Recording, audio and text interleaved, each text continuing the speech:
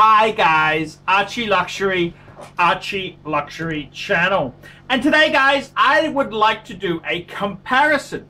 This is a very important comparison. I want to compare two Swiss watches. And I want to compare two off-the-shelf cut models that are, well, almost current models. You know, these are the sort of pieces you would pick up, a couple-year-old piece. So I've gone on to Fleabay and I've bought a very, very basic model, a very entry-level model, and I've also gone for a much more expensive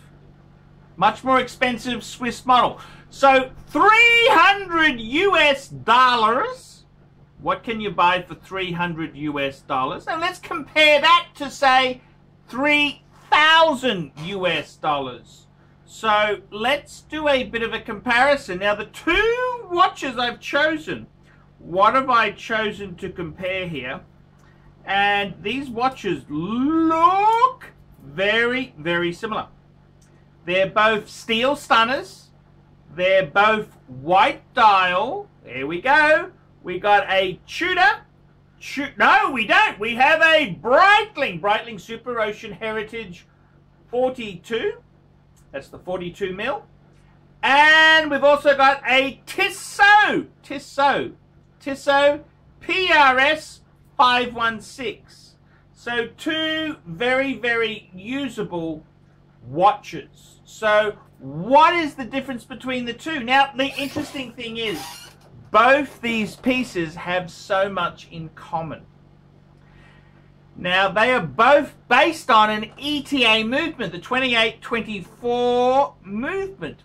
In fact, the Tissot actually uses a 28-25, which is a slight variation of the 28-24. So these are the two pieces, both gunning for punters. Now, let's begin the comparison between the two.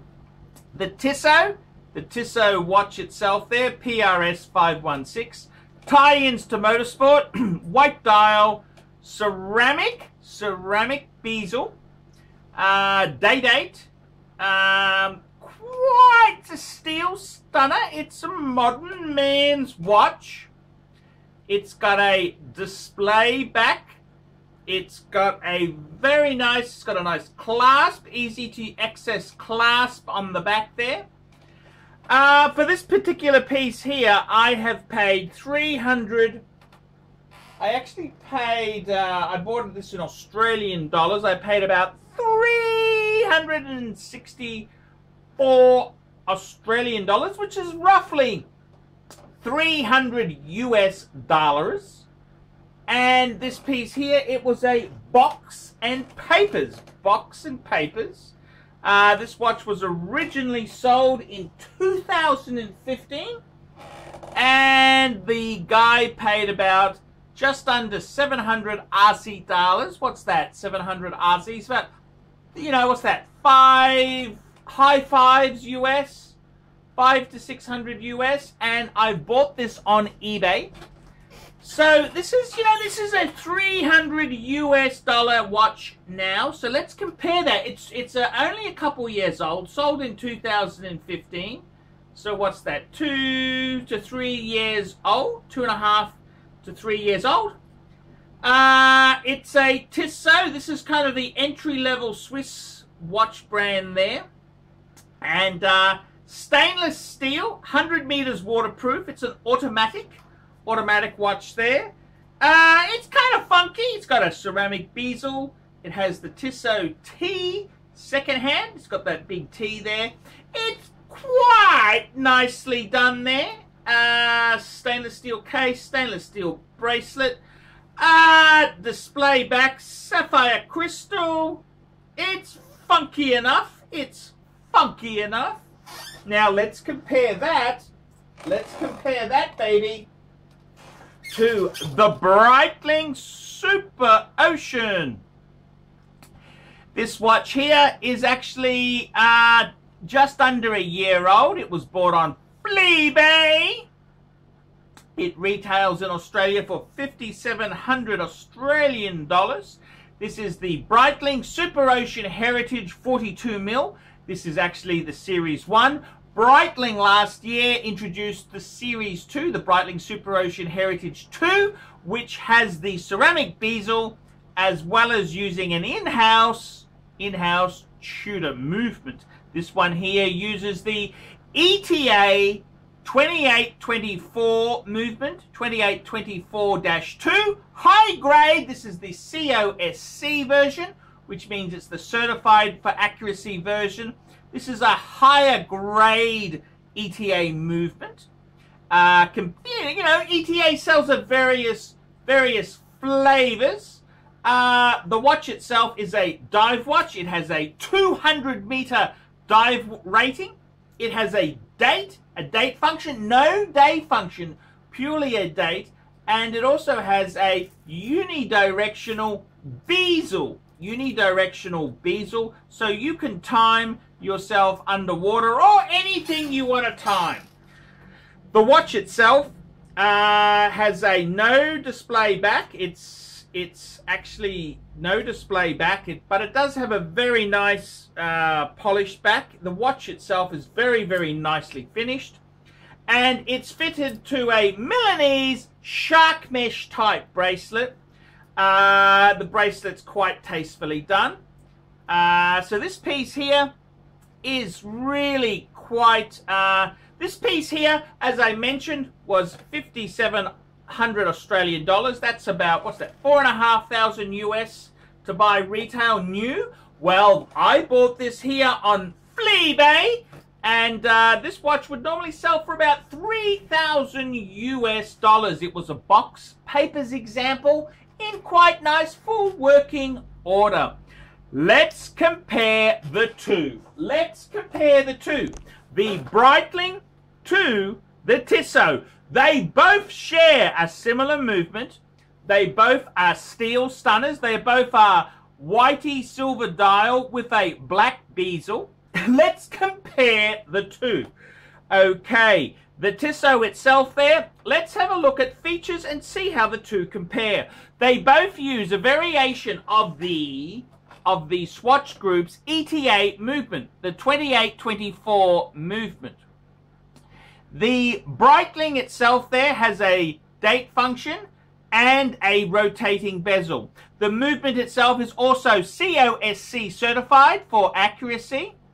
The Tissot itself there uses the 2825, which is a slight variation of the 2824. If you look at the second-hand ticking, it's a slight variation where it's 3 ticks per second.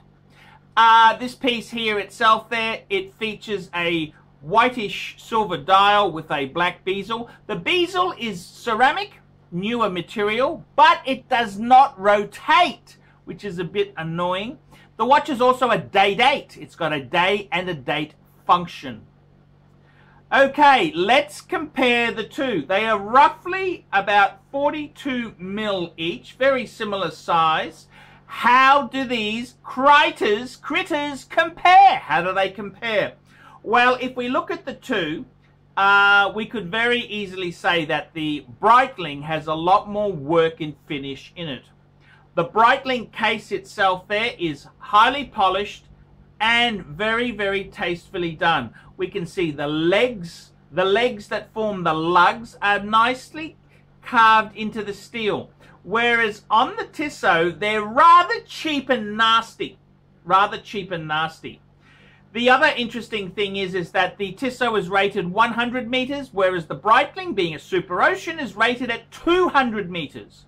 The Breitling features, they've both got quite big crowns. The Breitling features a 200-meter waterproofing, whereas the Tissot is 100 meters. The Breitling has a screw-in crown, whereas the Tissot does not. It's just a push fitting. If we look at the cases, we can see that both are polished on the sides, but on the top, the Tissot is matte, whereas the Breitling continues the polished look on the piece there. we can see a lot more machining, a lot more work has gone into the Breitling. If we look at the Breitling's crown itself there, it has a beautiful flamboyant B, whereas the Tissot's got a cheap and cheerful T on its side there. Both watches are no holes case lugs, which is quite tasteful. The bezel on the Tissot, as I said, is ceramic, but doesn't rotate. It's not unidirectional, it is fixed. Whereas on the Breitling itself, it is a rotating bezel.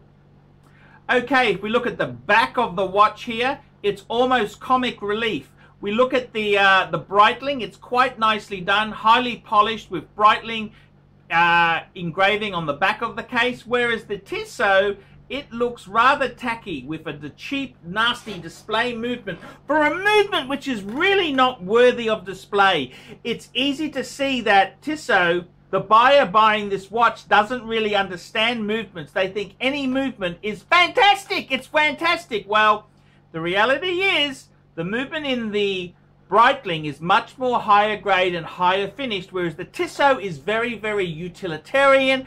And that's the reason they put this horrible steering wheel motif on the back there to try and hide this pig's dinner of a movement. If we have a look at the actual crystal themselves there, they are both fairly similar. If we look at the bracelets, this is a very interesting thing here. The bracelet on the Breitling Super Ocean is quite high quality. It's a shark mesh Milanese style bracelet. Although the clasp is actually quite hard to open there. I suppose over time that may get easier.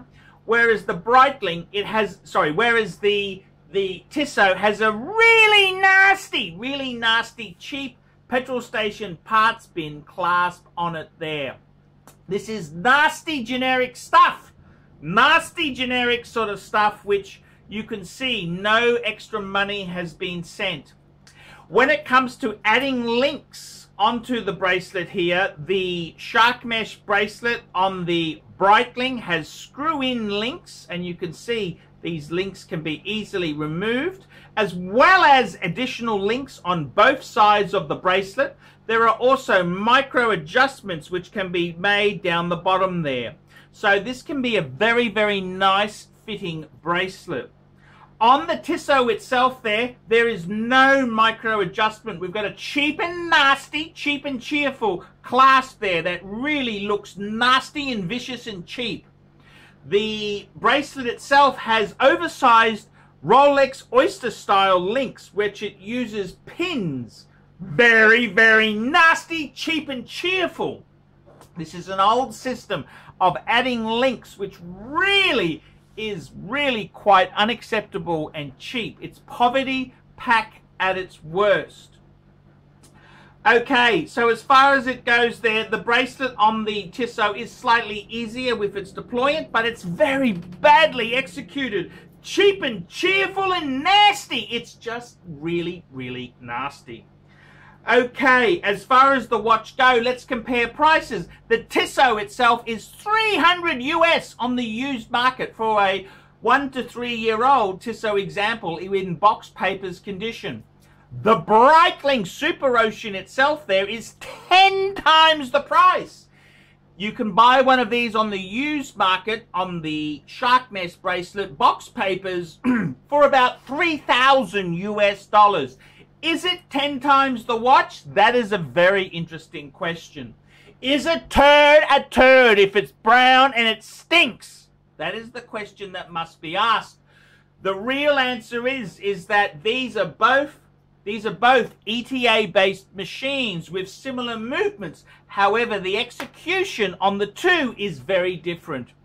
The Tissot is cheap, cheerful, pitching for that younger market, whereas the Breitling is looking for that middle-aged geezer who has pilfered money from the till at work or has come into a bit of money through a bit of graft. Is the Tissot 10 times worse than the Breitling? And the answer is, you bet your fucking ass it's 10 times worse. I would say it's 100 times worse. The bracelet, the execution, the design, it's all lacking. Everything about the Tissot is fucking cheap and fucking nasty. It is a fucking nasty, fucking vicious, fucking piece of shit of a watch. Whereas the Breitling itself there, you can see why it's 10 times the price of the Tissot. The Tissot and the Breitling, one combo deal for two different ends of the market. Both of these punters here may drink beer at the same boozer on a Friday, but the Breitling itself is streets and miles ahead of this nasty piece of fucking shit. The Tissot is fucking nasty. When you pay $300 US, there's a reason why it's not the same as a $3,000 watch. Everything about the Tissot is nasty, fucking vicious, and fucking cheap. You get what you pay for. Look, you lazy fucking YouTubers. Get off your fucking fat ass. Get off your fucking fat backside and go and take up a second or third job. Get the Breitling. This is a nasty, lazy piece of shit type of watch. This is a watch of failure and disgrace. This is a shitter. Whereas the Breitling is just an obnoxious geezer. A noxious geezer. That's the sort of watch it is. Look, you fucking lazy pieces of shit. You get what you pay for. You want to spend $300, you're going to get a nasty, cheap and cheerful design. You're going to get a lack of a screw-in crown, a bezel that's there purely for cosmetic reasons, a dial that's printed with no applied name brand. You're going to get a cheap and cheerful design case. You're going to get a mock fucking Tudor bracelet. You're going to get pin links. It's fucking nasty. It's mean. It's vicious. It's for cheapskates. Whereas if we go for the Breitling, we're getting a high quality wristwatch which has high design icons. We got a white gold applied indices and a Breitling logo. This piece is done tastefully and tactfully.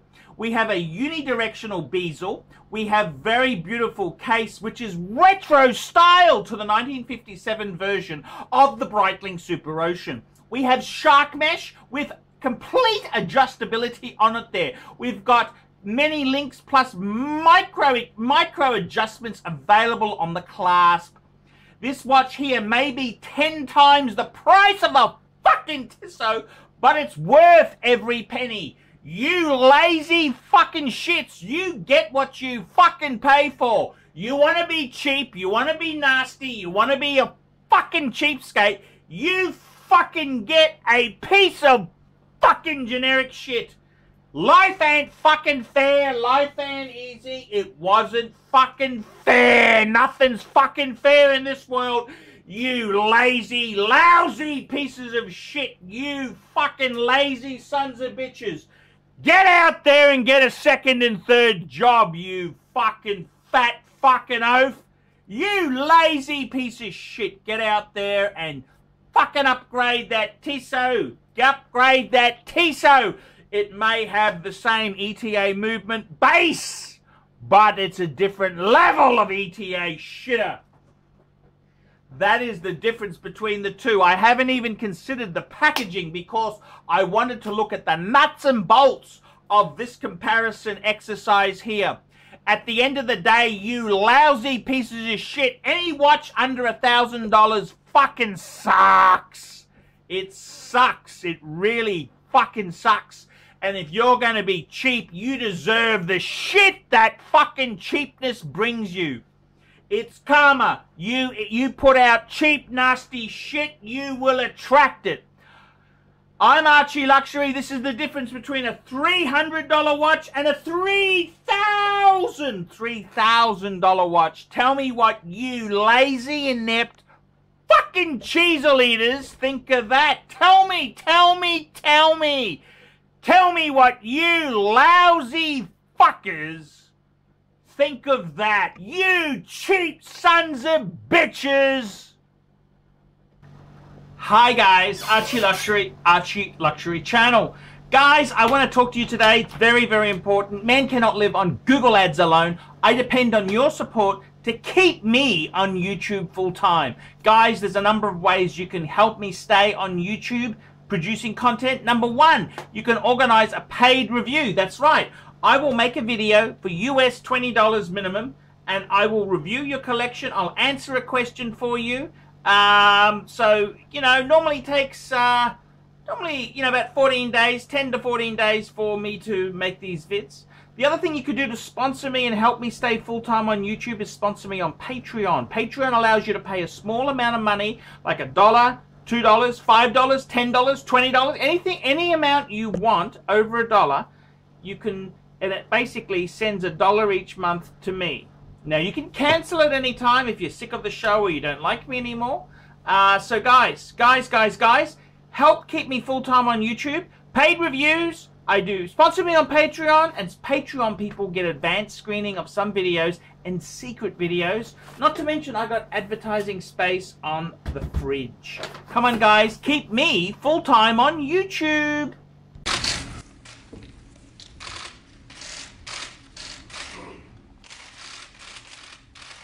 Okay,